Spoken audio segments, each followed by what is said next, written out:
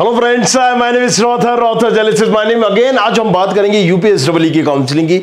UP में अगर तुम प्लान कर रहे हो, एडमिशन लेने का सोच रहे हो स्पेशली इंजीनियरिंग कॉलेजेस में, सो डेट पे डेट मतलब तारीख पे तारीख यहां पर मिलती जा रही है और कहीं ना कहीं बहुत सारा फ्रस्ट्रेशन बढ़ता जा रहा है क्योंकि काउंसलिंग चालू नहीं हो रही और उस पर कुछ न्यूज़ों का तमाशा, राइट, जिसमें से यहां पर आ रहा है कि यूपी के 300 इंजीनियरिंग कॉलेजेस में सेशन सून होने का खतरा, right, zero session threat looms, right. So बड़े बड़े ग्रुप, हिंदुस्तान टाइम्स और ये सारी चीजों को समझेंगे डिटेल में। होगी काउंसलिंग, नहीं होगी, क्या प्रोसेस है, चलिए डिटेल में समझते हैं यूपीटीयू के बारे में। शुरू करते हैं।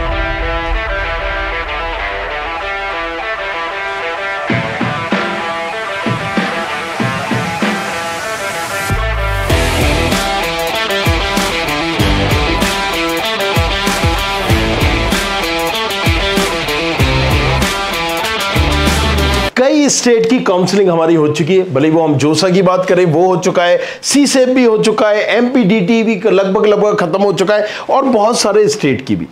यूपी एक ऐसा स्टेट है कि जिसकी काउंसलिंग एक बार आ भी चुकी है, शेड्यूल आ चुका है, फिर उसको पोस्टपोन कर दिया गया और फिर निरस्त भी कर दिया गया है कि अगला शेड्यूल होगा।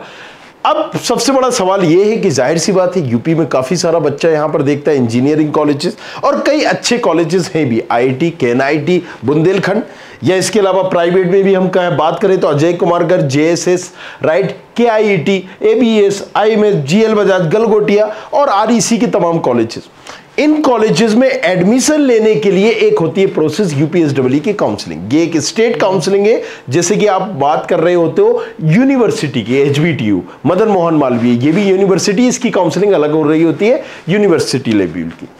अब अगर एचबीटीयू को अपने ऊपर एडमिशन देना है तो उसको एकेटीयू के अंदर नहीं आता है, दैट्स द रीजन यूपीएसडब्ल्यू की काउंसलिंग से उसको कोई लेन देना नहीं। सेम थिंग मदन मोहन मालवीय के साथ भी है।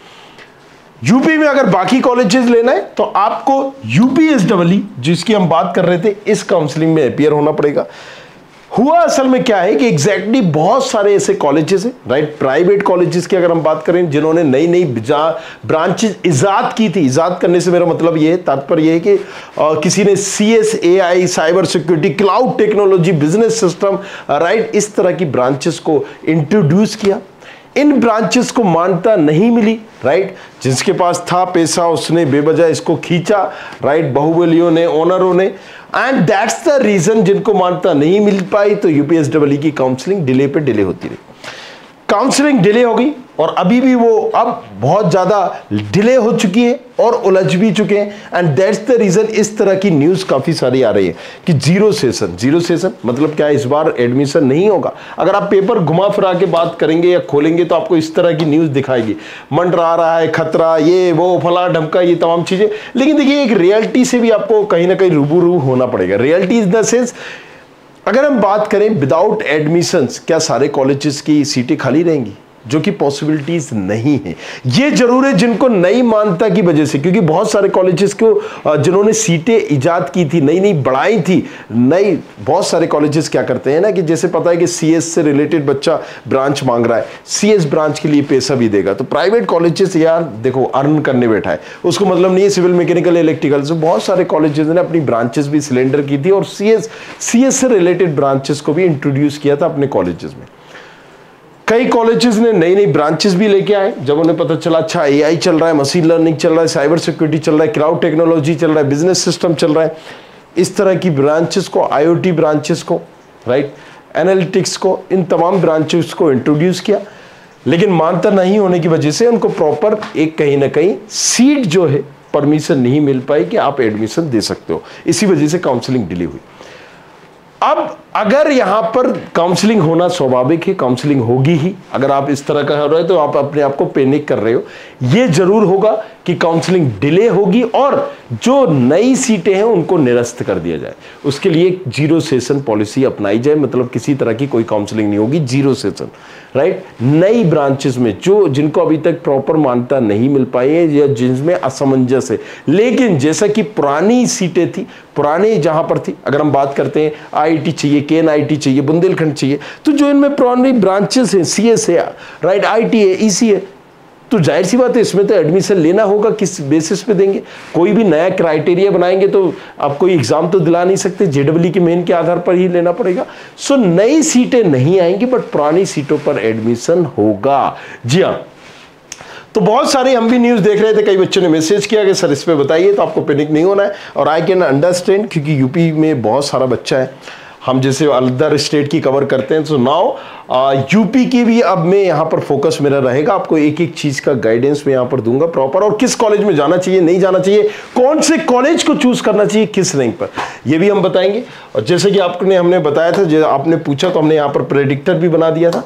इस प्रेडिक्टर पे आप जाके सिंपली आपको कुछ नहीं करना था, ये प्रेडिक्टर आप खोलिए, यहाँ पर यूपीएसडब्ल्यू का प्रेडिक्टर देखिए। अगेन यूपीएसडब्ल्यू के जैसे ही आप प्रेडिक्टर पे जाएंगे, सो यहाँ पर आपको अपनी रैंक डालना है, आप अपनी प्रोसेस करिए। बाकी जो मैंने आपको बताया है कि काउंसलिंग होना स्वाभाविक है, ये जो सारी चीजें न्यूज आ रही है, कोई भी ऑथेंटिसिटी नहीं है इसमें, कहीं पर भी आप कुछ देखेंगे किसी का भी बयान नहीं है, ऑफिशियल कोई नोटिफिकेशन ऐसा नहीं है। तो अभी इस असमंजस में ना पड़े।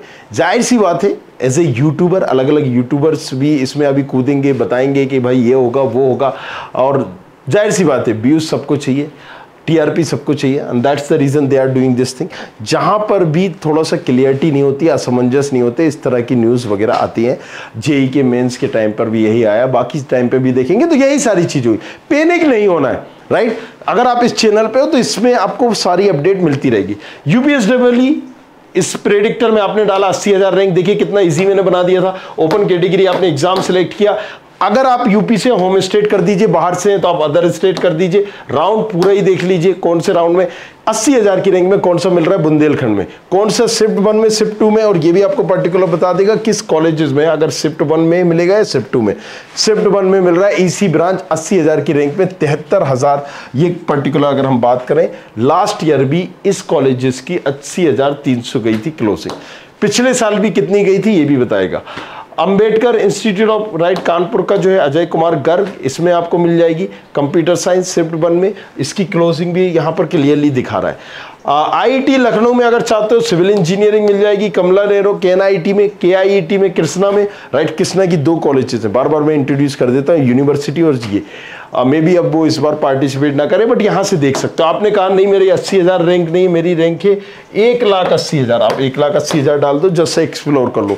चीज़ों को हमने आसान बना दिया है, राइट? मेरा काम यहाँ पर आपको अफवाह बताना नहीं है, उसको क्लेरिफाई करना है, चीज़ों को आसान बताना है, आसान करना है। तो यूपीएसडब्ल्यू काउंसलिंग से रिलेटेड अब मैं खुद आपको बताऊंगा, सारे कॉलेजेस की बात करेंगे, सारी आरईसी की कोई से भी हो, बांदा, मैनपुरी या अंबेडकर, किस कॉलेज में किस ब्रांच में जाना चाहिए, नहीं जाना चाहिए, और कोई कॉलेज आप ले रहे हो शिफ्ट 1 में किसमें कितनी रैंक पर जाना चाहिए, शिफ्ट 2 में कितनी रैंक पर जाना चाहिए, इस चैनल पर लाइव सेशन में मैं बताऊंगा, राइट? चूंकि अभी काफी सारा लोड है, लाइव में बहुत सारा बच्चा है एमपीडीटी का और तमाम दूसरी तरीका का, सो दैट्स द रीजन। देख ही रहे हो आप 500 कॉल लेने के बाद भी बच्चों से नहीं बात हो पा रही है।